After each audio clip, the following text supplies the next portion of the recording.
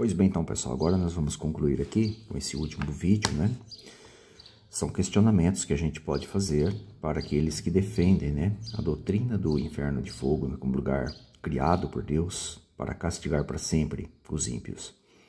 Será que tem sentido crer nisso, pessoal? É isso que a gente vai perceber, né? Vai descobrir aqui agora, tá bom? Um dos textos preferidos usados pelos defensores da doutrina do inferno de fogo, entendeu? É Mateus 25:41, tá?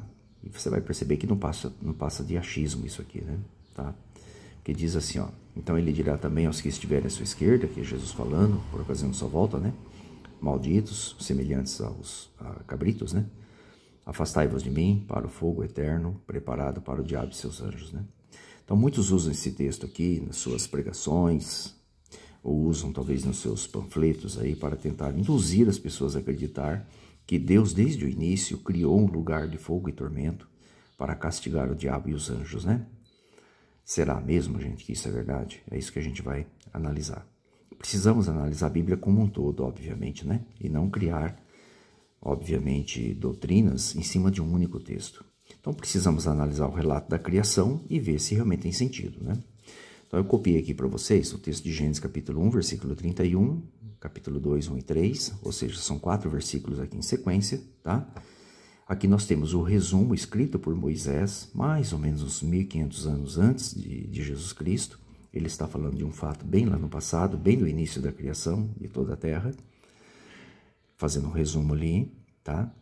Que Deus observou tudo que ele tinha feito, ó, tudo, presta atenção. Deus observou tudo que ele tinha feito, entendeu?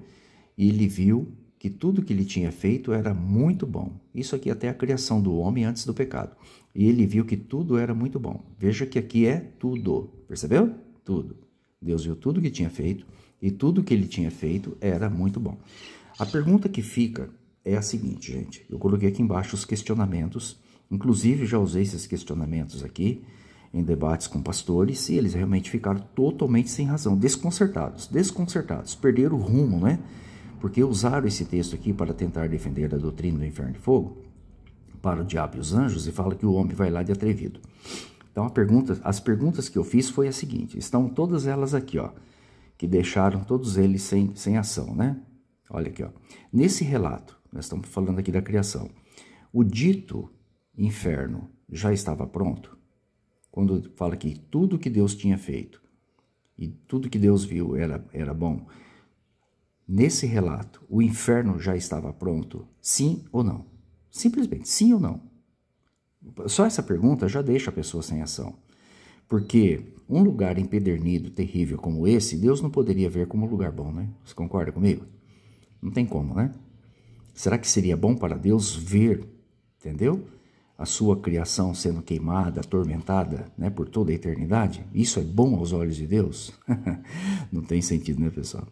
Isso aqui já deixa a pessoa assim, se ele falar que sim, entendeu? Olha, ele arruma um problemão, viu, gente? Arruma um problemão, tá? Olha aqui, ó. Se ele disser que sim, a pessoa que ele disser que sim, por que não foi mencionado, então, o inferno aqui nesse texto? Fala só dos céus e a terra, a criação, etc. Seu exército aqui, né?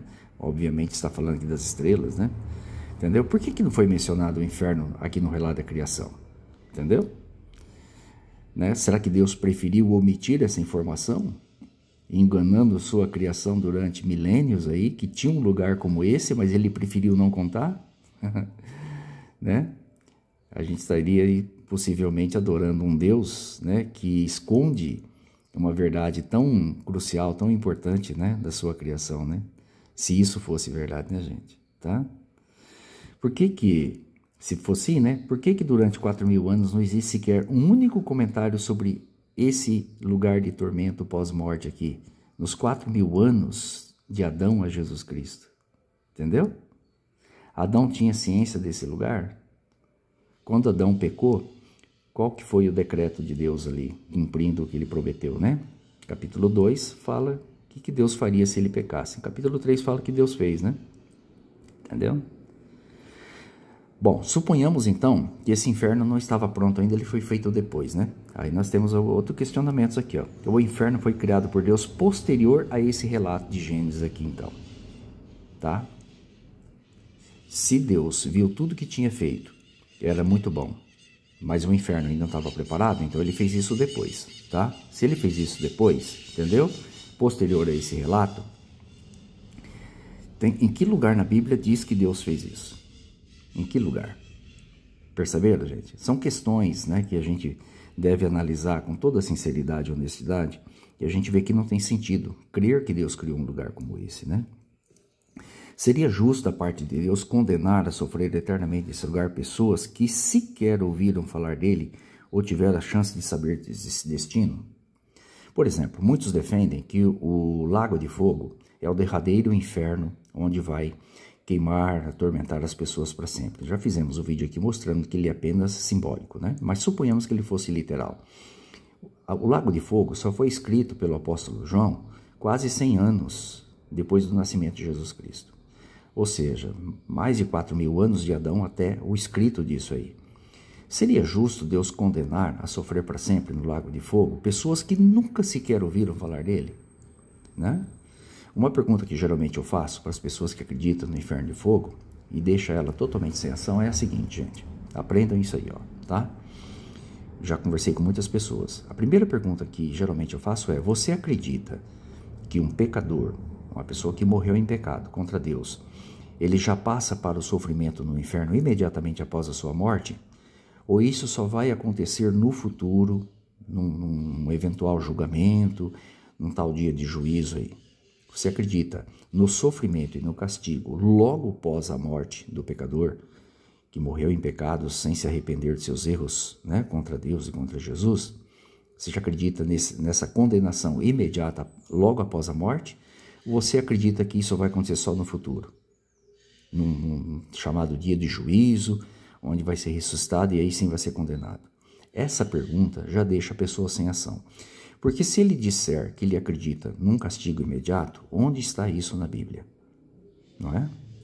Que lugar na Bíblia alguém já foi castigado imediatamente? Você tem todo o Antigo Testamento, 3/4 da Bíblia, de Adão a Jesus Cristo, 4.000 anos de história.